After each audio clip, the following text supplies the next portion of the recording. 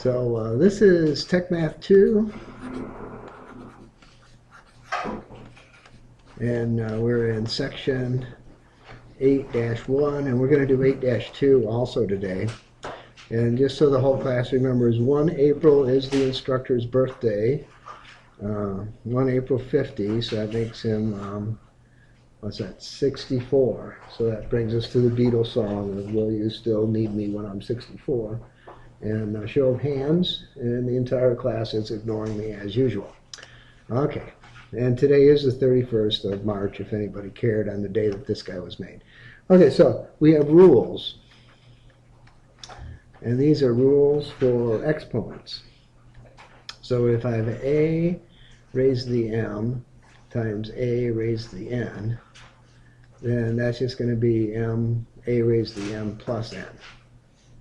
If I have a over m, a to the m divided by a to the n, then that's going to be a to the n m minus n. But I can't allow a to be 0, because that would be a bad thing. Dividing by 0 is still a bad thing. Someday dividing by 0 might be relatively okay, but today it's a bad thing. And if I have a to the m raised to the n power, I have a to the m times n. All right, and next rule. ab raised to the m is a to the m, b to the m. Does it matter that m and n are whole numbers or fractions, or no? It doesn't matter. They could be could they be square roots of something? Yeah, they could be square roots. Could they be imaginary numbers? No, not yet. Not until chapter 14. But yeah, in the future they could be imaginary numbers too. If I have a over b raised to the m, then I've got a to the m over b to the m. But again, I'm not better not be 0, otherwise I'm hosed over. What we'll find in chapter 22 probably, a and b both could be 0, and that might be an okay thing to do. But right now we're not allowed to divide by 0, so we're not going to. And anything raised to the 0 power is always going to be 1. So those are my rules. Now I have an auxiliary rule that says a to the minus m is 1 over a to the m. And your 9th grade algebra teacher told you that any final answer better not have a minus exponent in it, because that would be bad. So minus exponent, boom, bad. And that comes from your 9th grade algebra teacher told you that. Or was it 8th grade? It's probably 8th grade for some of you. Okay, well, let's see. Let's work a problem number 1. Seems like we've already done these before, haven't we? X squared times x cubed and x to the 5th. 2 plus 3 is 5. I told you we're just going to add again. We'll move on to number 3. 5 to the 6 divided by 5 cubed. 5 to the 6 minus 3, also known as 5 cubed, also known as 125. But we would have stopped there. You know, this is chapter 8. We want to leave things in exponents.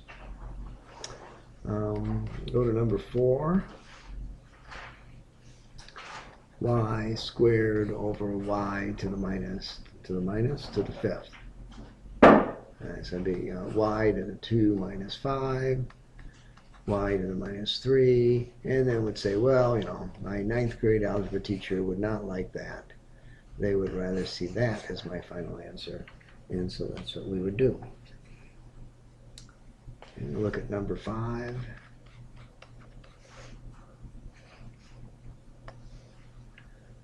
Seven squared cubed. Well, we could look at this as 7 squared times 7 squared times 7 squared, and then we could add the 2. 2, 4, 6, 7 to the 6. We could do that, right? Or we could say this is 7 to the 2 times 3, which is, oh, that's the same, 7 to the 6. We could do it that way. So we could look at it one way or the other. It wouldn't matter. That'd be perfectly okay. It would seem that, yeah, it doesn't matter. All right, so I got p to the 5th over p to the minus 2. So p to the 5th minus a minus 2 looks like p to the 7th. Or is that a row? No, it's a p. Well, that seems like too easy, right? Why don't we go down to 38? Can we go down to 38? Yes, we can. Number 38. 4x squared y to the minus 1 raised to the minus 3. All right, so I'd have 4 to the minus 3 x2 times minus 3 y to the minus 1 times minus 3, and then that'd be 1 over 64. That'd be x to the 6 on the bottom and y cubed on the top, and then we get rid of the 1, and then we say that was right. Do we recognize as 4 cubed is 64? We do? Okay. 2 times 2 is 16. 16. No, 4. 4 times 4 is 16. 4 times 16. Okay, so we see that. 33? 43. What's so funny about 43? That doesn't seem all that funny. We need harder problems. That's all there is to it. W to the minus 4. Is it a W or is it an omega? Must be a W. To the minus 3. All right, so I've got W minus 6 plus 2. W to the minus 4, but we wouldn't write it that way, right? 1 over W's to the 4th. And call that our final answer. Now, if you didn't, and you call this one the final answer, I go minus 0.1 spelling. You misspelled the final answer. Really? Would I do that? Only on Nate's. Yeah. Nate says I'd do it. So it must be true. It must be true that I would do something like that. Yeah, that's that. Old habits die hard. Looks like 46. Last one, -5, not -4.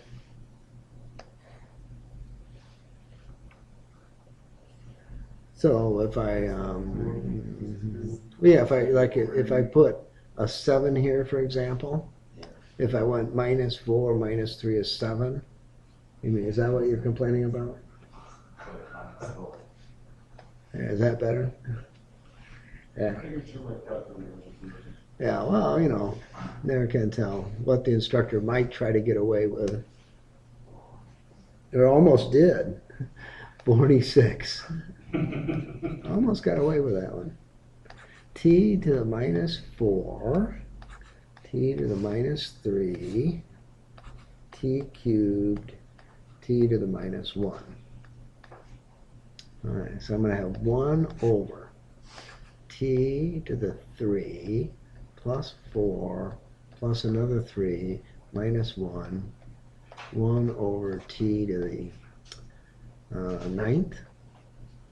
Yeah, 1 over t to the 9th, probably.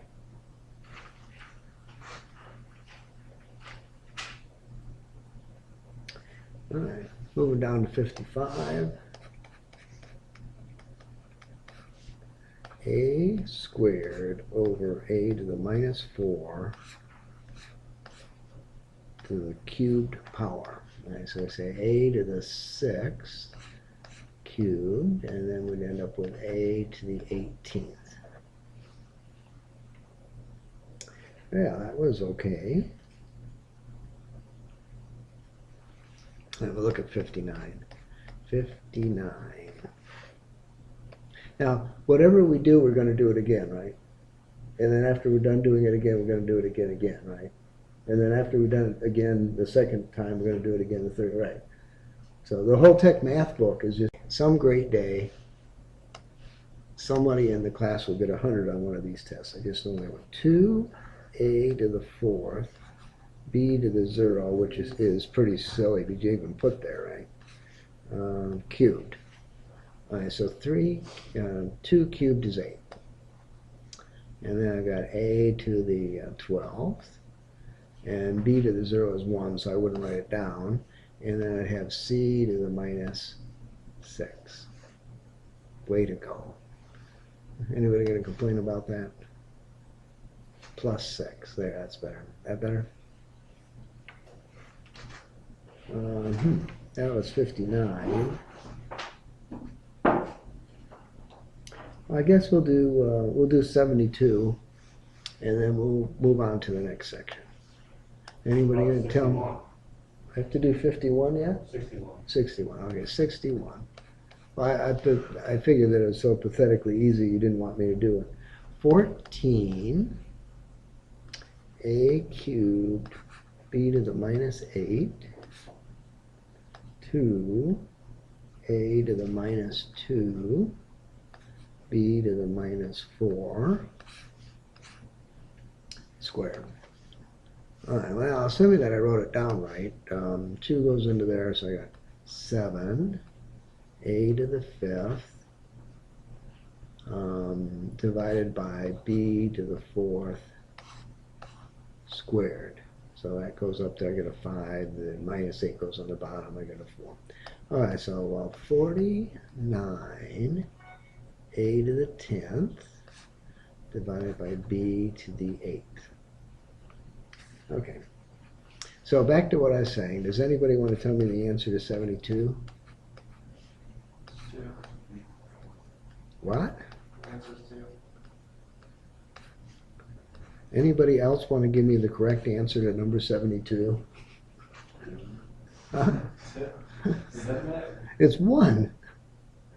Anything raised to the 0 is 1. But when you apply that to the A and the B? Okay, so we're having order of operation problem. Order of operation. O-P-E-R-A-T-I-O-N. So anything in the parentheses happens first, right? Then we do the powers. And then we do dividing and that, and then we do minus and pluses, yeah. So well, inside the parentheses done already, when I raise it to the 0 power, I get a 1. So if I got a cubed plus y double prime x plus b to the 4th z cubed plus x triple prime, then you don't even know what any of those things are. But if I raise it to the 0 power, I'm going to get 1. Well, by the end of Tech Math 4, you'll know what every single thing that means, so it doesn't matter. Okay, good enough? All right, good enough. All right, now we're going to move on to section 8.2, where we do everything again. Except now we can have fractional exponents. So I have all the rules in 8.1, and then I add to them my 8.2 rules, which say, if I have a to the 1 over n, then that's the same as taking the nth root of a. And if I have a raised to the m divided by n, then that's the same as taking the nth root of a to the m. And now I can either have radical signs or not have radical signs.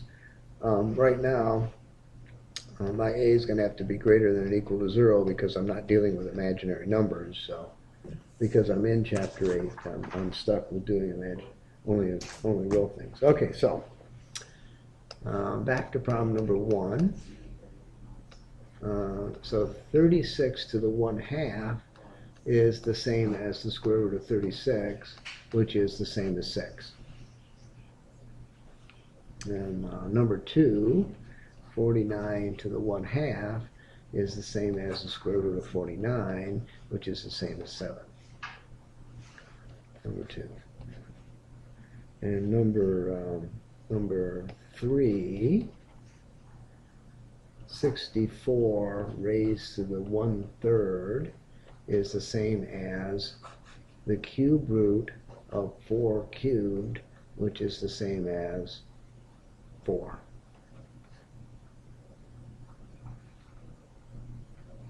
Because this is 4 to the 3 over 3, same as 4. Number 4, 125 to the 1/3, that's 2 cubed times 1/3, 2 cubed, 5 cubed plus 1/3, which is 5.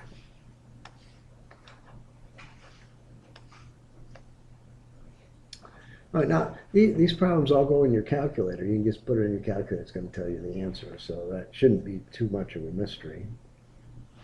Well, we've done, did we do 3? All right, so we'll move down to 16. 16 to the minus 3 over 4. All right, well, I recognize that as 2 to the 4th raised to the minus 3 over 4, which is going to be 2 to the minus 3, which is going to be 1 over 8.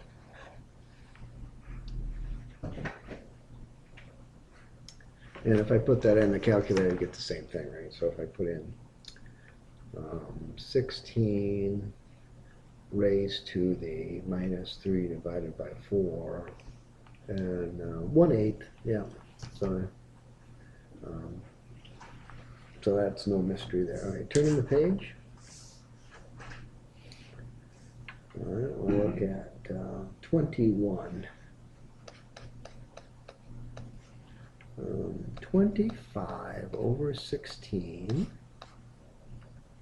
raised to the minus 3 over 2.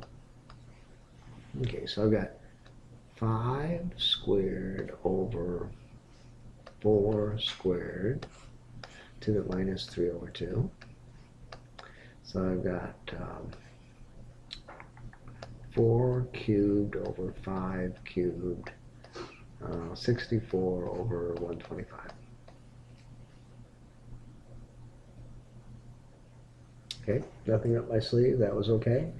I had a minus exponent, everything on the top went to the bottom, everything on the bottom went to the top, and now I have positive exponents, and life is so much better. And number 27, 9 to the 7 quarters, 9 to the 5 quarters. Right, so it'd be 9 to the 7 quarters minus 5 quarters, which would be 9 to the 2 quarters, which is 9 to a half, which is the square root of 9, which is 3. All right. Guess that's all right. Now, leaving the numbers and going back to other things. Okay, so we'll go to number 33. X to the 3 quarters times x to the minus 1/2 would be x to the 1 quarter. And we might write that as the 4th root of x, or we might not. All right, so is it time to talk about weird things? No, this is only chapter 8. Probably shouldn't talk about too many weird things. Well, let's take 1. And so we want to know the 4 4th roots of 1. Now, can 1 have 4 4th roots? I mean, that doesn't make much sense, right? So anyway, 1 to the 4th is equal to 1. Okay, that's good. Now, this is where it gets a little weirder. And see, 1 is 1 angle 0. So 1 angle 0 is 1. And if I raise this to the 4th power, I'm going to get 1 angle 0. But if I take 1 angle 360 and I take the fourth root of that, that would be 1 angle 90. And if I take 1 angle 90 and I raise it to the fourth power, I'm going to get 1 angle 360. So 1 angle 90 is a fourth root of 1. So 1 angle 0, 1 angle 90, 1 angle 180, and 1 angle 270 are all fourth roots of 1. If I raise those to the fourth power, I get 1 back, 1 angle 0 back. Euler told us that a long time ago. And then we assign imaginary numbers to these guys. So this guy's 1, this guy's I, this guy's -1, and this guy's -I. And then we think about our imaginary numbers when we get to chapter 14, which is not where we are. Okay, so off the wordometer scale, I did 27 already, okay, and I did 35. I did, maybe. Okay, so we'll look at 39.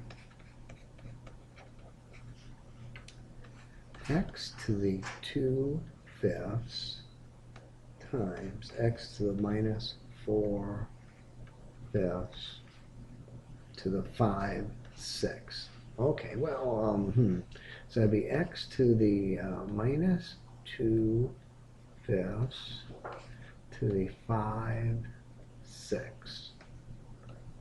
And so that'd be x to the -2/5 times 5/6, which would be x to the -1/3, right? All right, so the answer would be 1 over the cube root of x if we wanted to write it that way, or 1 over x to the 1/3, either way, perfectly okay.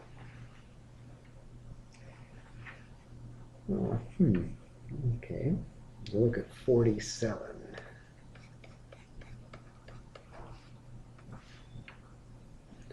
X to the 2/3 times x to the 1/3, 4x to the 4/3. All right, so I come in, I add exponents, 2/3 and 1/3, so that's just an x. 2/3 and 4/3 would be 6/3, so it'd be 4x², and I'm done. That's all there is, there ain't no more. Okay, we'll do it again for 48. A to the 1/4. And what skills are we practicing here? Our adding and multiplying of integers, right? Basically, our fractions. A to the 4/3 minus a to the 1/3. All right, so this is going to be 1/4.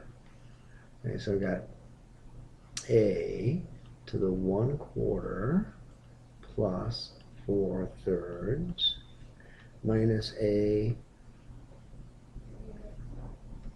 to the 1/4 plus 1/2. Isn't that lovely? So I've got a to the, I need a common denominator, it's 12, right?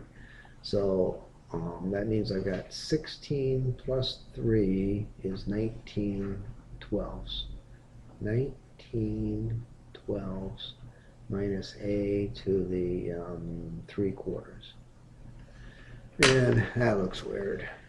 All right, so I got 1/4 plus 4/3 equals 19/12. All right, calculator says it is, must be so. I can't do anything about that once I get there. I'm done. There's nothing I can do. So, you want to do something else, but there's nothing you can do, so might as well not worry about it. Number 50.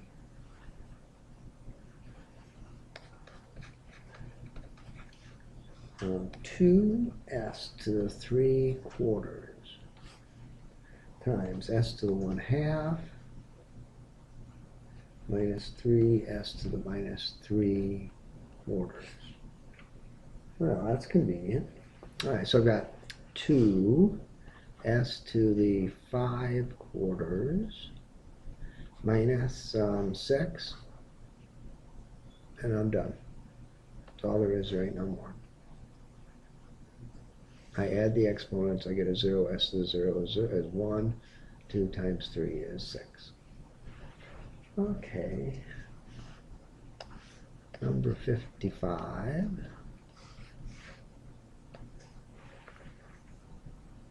Yeah, just what I want to do. 2x to the 1/2, 3y to the 1/2. Anybody read the instructions? Perform the indicated operation, simplify, express with positive exponents. Okay, so that's exactly what we've been doing. So, to the 1/2 minus 4y to the 1/2. Okay, well, I'm going to have 4 terms. So the first guy is going to be 6x. Second guy is going to be minus 8x to the 1/2, y to the 1/2.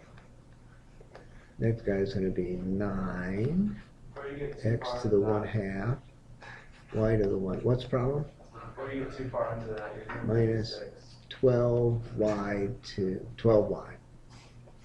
All right, 56. All right, there we go. Solve that problem.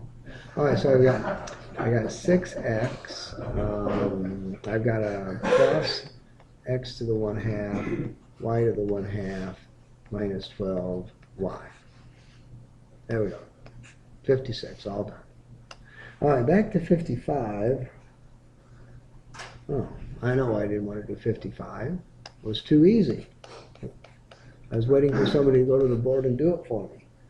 X to the 1/2, y to the 1/2 squared.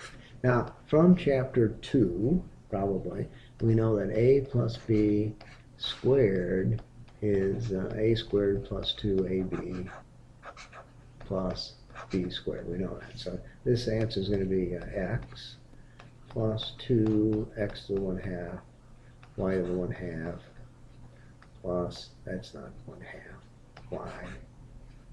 And I'm done. Except it's not Purdy. Yeah, is that better, Purdy? Okay, did that. Okay, now we'll do, obviously we need to do voltage problems. We see a voltage problem anywhere? I guess 57 is a voltage problem, number 57. Now that's probably a velocity problem. We don't want to do that. Omega, but theta, so we'll do 60. Theta is 0.34 to the 5 quarters. And this normally represents the flux of a magnetic field. So the flux of a magnetic field, that's sort of an in rate for electronics people. So we're allowed to do that problem.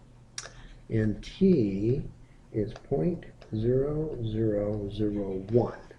So I recognize T as 1, let's see, 10 to the minus 4. Okay, so theta is equal to, we can just put it in our calculator if I wanted to, 10 to the minus 4, raise the 5 over 4. So that's going to be 0.3 times 10 to the minus 5. And then keeping in with what the T was, we'll put it at 0.1, 2, 3, 4, 5 zeros and a 3. So we could do that. Or we could write it as 3 times 10 to the minus 6. That'd be okay too. In fact, that'd probably be the better answer because but it says only in positive exponents. Bummer. So I only want positive. So I would, so that's not a positive exponent. I wouldn't do that. So I would probably say, oh, there's positive exponents there. I can see that. Yeah. Okay. Q is H. Well, that's a made-up thing. And 62 is made up.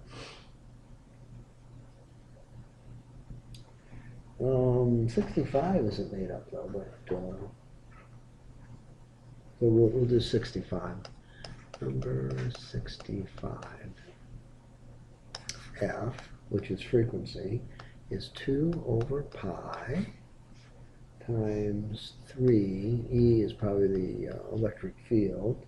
Length, force of gravity, divided by omega, which is probably the angular velocity. Is that 1/2? Raised to the 1/2 length times minus 3 halves. Find F.